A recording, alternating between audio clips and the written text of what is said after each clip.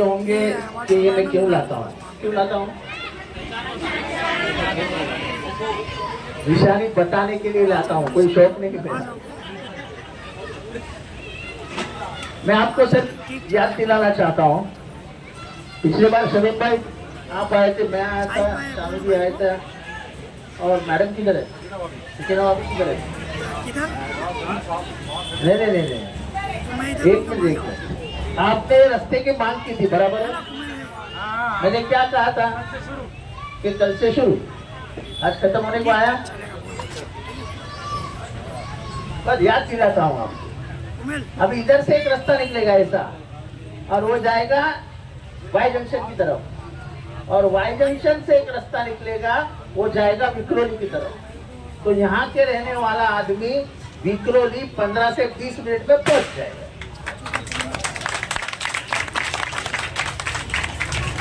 और लोग बोलते जितेंद्र रावत ने क्या काम किया, बताओ मैं, बताइए जरा उनको मैंने क्या काम किया है। जो एक काम करता है उसको याद रहता है। हा? जो एक काम अभी करता है उसको मैं याद रहता है। ये मुझे क्यों याद आ रहा, क्योंकि इधर ही मीटिंग थी और इधर ही मैंने कहा था कि ये रास्ता कल से शुरू, और बीच में थोड़ा सा बारिश की वजह से रुका भी था। अरे भाई आपको ही मैंने दी थी ना कि रास्ता शुरू हो जाएगा, चलो बात छोड़, देखो बात है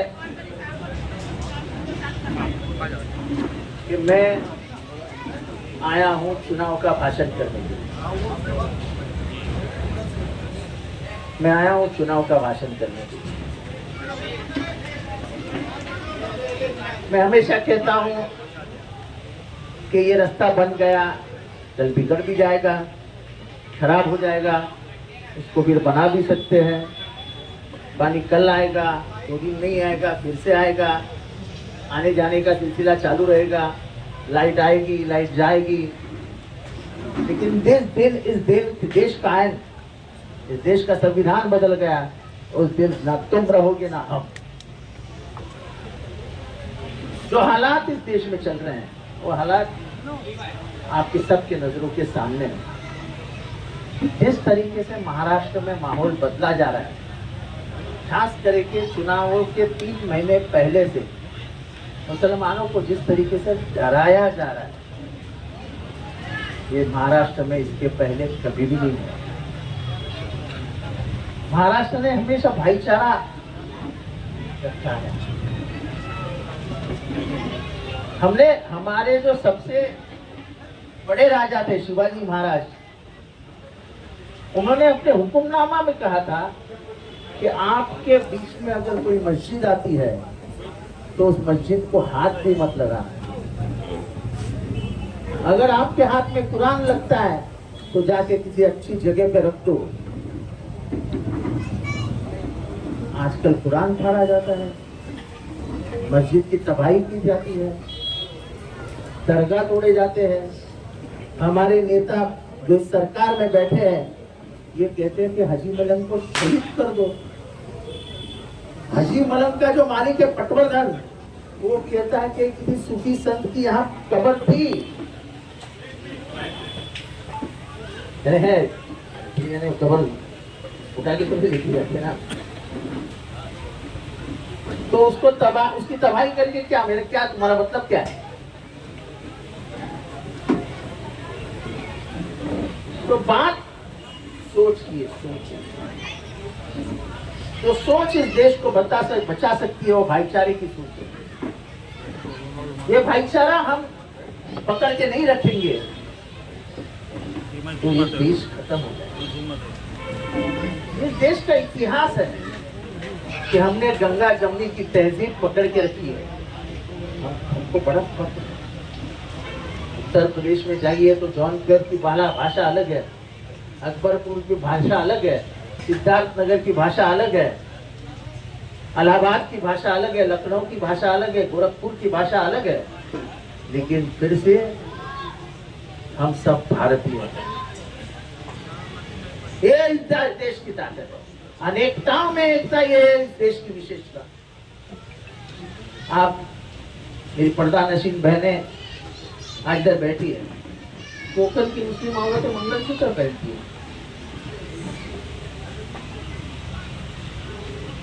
लेकिन है मुसलमान। वो जो समाज व्यवस्था चलती आई है उसको तुम बदल नहीं सकते ना, और उसको बदलने का काम सरकार ने भी नहीं करना चाहिए। जब सरकार ये कहती है कि तुम हिजाब मत पहनो, नकाब मत पहनो, सरकार किसी की जिंदगी के निजी हक में नहीं जा सकती है, ये संविधान ने कहा। मैं मेरे बच्ची का उदाहरण देता हूँ। मेरी बच्ची कुछ भी पहनती, कुछ भी, और मैं अगर बोलने जाऊं, अरे बेटा ये क्या है, अरे इंग्लिश में बात करिए, इट्स माई इंडिपेंडेंस, मेरी आज़ादी है, मुझे मत समझाना है। नौजवान बच्चे हैं, बाप को उल्टा सीधा सुना देते हैं, सबके नौजवान बच्चे वही करते हैं। लेकिन ये आज़ादी उनको समझ में आती है, तुम किसी की आज़ादी मार नहीं सकते, और इस देश में आज़ादी मारने का काम हो रहा है। आसाम में निकाह के ऊपर बंदी लाई गई और कहा गया कि कोर्ट में जाके मैरिज करो, तो फिर निकाह के समय जब बोलने, आप जब बोलते हो कबूल कबूल कबूल, वो कहाँ बोलोगे? काजी नमाज का, काजी शादी ब्याह का जो रस्म होता है वो कहाँ करेगा? मेहर कहाँ लिखा जाएगा? क्यों पढ़ते हो इन सब चीजों में आप? अल्लाह रसूल के बारे में, अपने रसूल के बारे में जब भला बुरा कहा जाता है तो पीछे पीछे बैठे हुए चीफ मिनिस्टर कहते हैं कि इस आदमी के बाल को भी हाथ नहीं लगा देंगे। हम उसको मारने नहीं जा रहे थे, आप लोग उसको मारने नहीं जा रहे थे। उम्मीद ये थी कि मुख्यमंत्री ये सबका मुख्यमंत्री है ना, तो पूरे महाराष्ट्र का मुख्यमंत्री, तो कम से कम हमको ये उम्मीद है कि कोई गलती करे तो मुख्यमंत्री का धर्म है कि उसने उसको माफ नहीं करना चाहिए, जो कानूनन लिखा है उसकी सजा उसको मिलनी चाहिए। विशालगढ़ के दरगाह तोड़ा गया, नीचे आके मस्जिद तोड़ी गई, आज तक वो दरगाह तोड़ने वाले और मस्जिद तोड़ने वालों को अरेस्ट हुई नहीं। ये तो ट्रेन में जो मणियार चाचा को मारा गया, तो हमारे एक दोस्त है,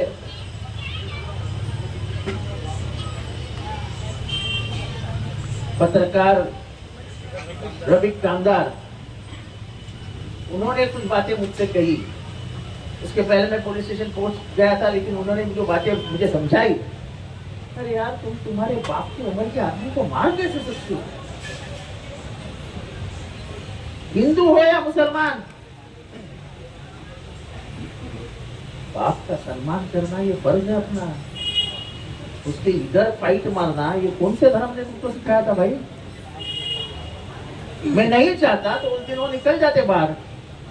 मैं गया, दूसरे दिन उनके कलम बढ़े, आज भी वो जेल में बंद है क्योंकि हाई कोर्ट ने भी उनको जामीन नहीं दिया। बात उनको जामीन मिली कि नहीं मिली ये नहीं, 10 लोगों को इससे सबक मिल गया कि हम अपने हाथ में कानून नहीं ले सकते।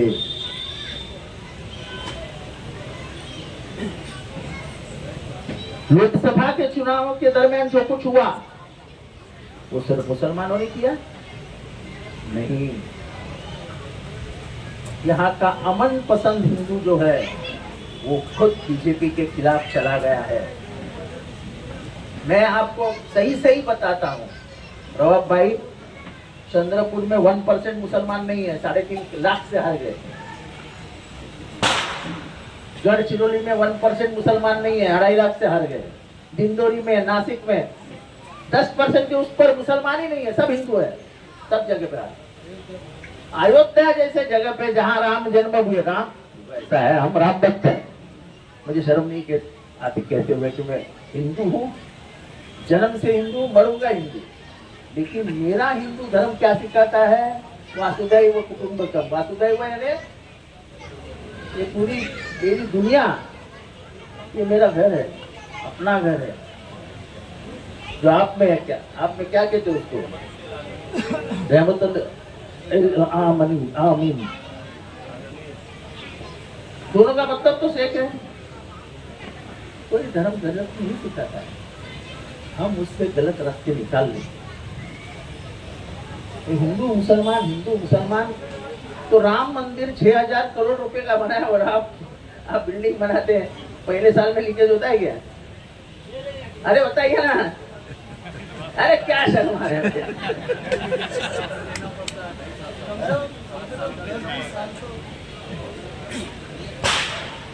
राम मंदिर में पहले साल इतना लीकेज हुआ कि राम खुद पूरे बारिश में सुबह से लेकर शाम तक स्नान करता था। हमारे राम भगवान को नहीं छोड़ा उन्होंने। फिर राम भगवान ने क्या किया देखो, राम भगवान ने उनको अयोध्या में हरा दिया। राम भगवान जहां जहां कदम लगाया, ऐसे इतिहास में बोला जाता है, हर जगह पे हार गए। जैसे महाराष्ट्र की बात लो, रामटेक जहां से उन्होंने कसम खाई थी कि मैं सुबह सीता को वापस लेके आऊंगा, और रामटेक की सीट हार गए।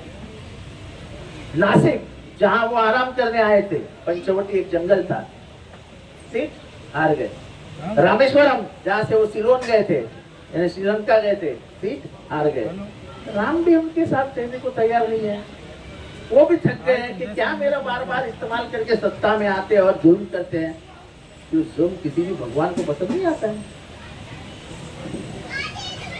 बात डेवलपमेंट की है, डेवलपमेंट होती रहेगी, पानी बढ़ेगा, पॉपुलेशन बढ़ता जाएगा, इमारतें बढ़ती जाएंगी, टावर्स बनेंगे, सब बनते रहेंगे। लेकिन फिर से एक बार कहता हूं कि जिस दिन इस देश की विचारधारा बदल गई और आरएसएस की विचारधारा जिस दिन इस देश में आई, उस दिन समझ लो कि यहाँ का दलित, यहाँ का पिछड़ा, मैं पिछड़ा हूं, और मुसलमान, इसकी लड़ाई है, ये विचारों की लड़ाई है। आज डॉक्टर बाबा साहब अम्बेडकर ने वोट का हथियार दिया है आपके हाथ में। डॉक्टर बाबा साहब अम्बेडकर ने आपको एक वोट दिया, रवाब भाई को एक वोट दिया है, और अडानी को भी एक ही वोट दिया है। आप लखपति हो, रवाब भाई करोड़पति है और अडानी अब्जपति है, तो उसको 20 वोट, उनको 10 वोट और तुमको 3 वोट, ऐसा नहीं है ना। सभी को एक वोट दिया है। इस वोट की ताकत क्या है? इस वोट की ताकत तलवार जैसी है कि बिना खून से आप पूरी राजवट, यानी पूरी सरकार फेंक सकते हो। ये है 5 साल के बाद की तुम्हारी ताकत। लेकिन हम वोट देते ही नहीं है। ये तो अच्छा हुआ ये लोकसभा में आप जाग गए, इसलिए 400 पार का नारा लगाने वाले अमित शाह और नरेंद्र मोदी 240 पे आ गए और 56 इंच की चीज 24 इंच पे आ गए। ये सब आपकी कमाल है, आप और अमन पसंद हिंदुओं की। वोटिंग से कभी दूर मत रहिए। देखो ऊपर भी पूछा जाएगा कि जब जुल्म जालिम कर रहा था तो तुम क्या कर रहे थे? क्या बोलोगे? वोट नहीं दे रहे थे? क्या बोलोगे कि हम वोट के लिए गए नहीं थे? तुमको वोट के लिए जाना पड़ेगा, ये जिम्मेदारी है तुम पे। वोट करना ये जिम्मेदारी है, क्योंकि जुल्म और जालिम को सहन करना दोनों गुनाह है। तो वो गुनाह तुम करोगी? ये तो करते आजकल। तो बात यह है कि महाराष्ट्र में जो माहौल बिगड़ रहा है, डेवलपमेंट तो जितेंद्र आव्हाड करता ही रहेगा, उसका वो शौक है, लेकिन लड़ना। बाबा साहब अम्बेडकर ने तुम्हारे हाथ में जो हथियार दिया है उसका इस्तेमाल करो। ये गवर्नमेंट को उठा के फेंक देना है। यहाँ पे इंडिया अलायंस का सरकार लाना है, और उसके लिए आप सभी लोग मेहनत करके, मेरी निशानी क्या है पता है ना?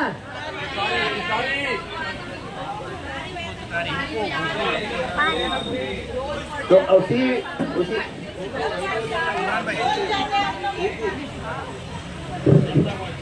तो उसी के सामने का बटन दबा के मुंब्रा के विकास के लिए, लेकिन महाराष्ट्र और देश को बचाने को मदद कीजिए, क्योंकि ये तुम्हारा जो आमदार है सिर्फ विकास नहीं करता है।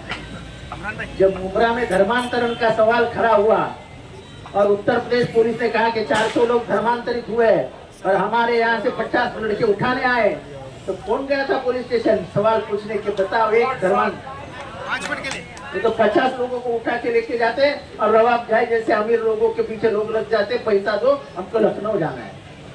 कहाँ से गरीब लोग पैसा लाते छुड़ाने के लिए बच्चों को?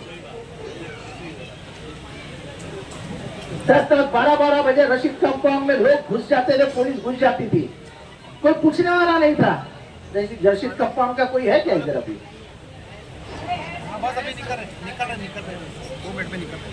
अब आती है क्या पुलिस रशीद कंपाउंड में? कोई नहीं आती है, क्योंकि सवाल करने वाला जब पैदा होता है तो दुनिया डरती है। मैं कोई 4 मर्डर करके आएगा उसको नहीं बचाऊंगा, बस जिसने थप्पड़ भी नहीं मारी है उसको तुम उठा के लेके जाओगे तो मैं तुमको रोकूंगा।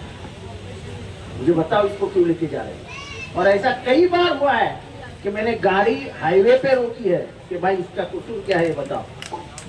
आपको मालूम है कल्याण में एक आदमी है जिसकी दूध की दुकान है, कुकनी सहरे ऐसा बोलते,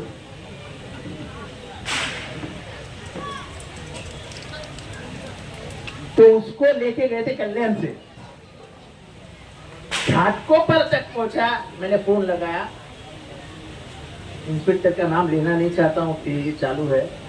मैंने बोला भाई इसका काम गुनाह क्या है? ये सब ऊंची आवाज में बात करता है, ये गुनाह है क्या? तो मैं भी करता हूँ, अल्लाह कसम देता हूँ। 5 मिनट में उसको उठा दिया, बोले जा, फिर से पीछे पड़ेगा, तू टैक्सी का पैसा ले और जा। ये मेरा काम।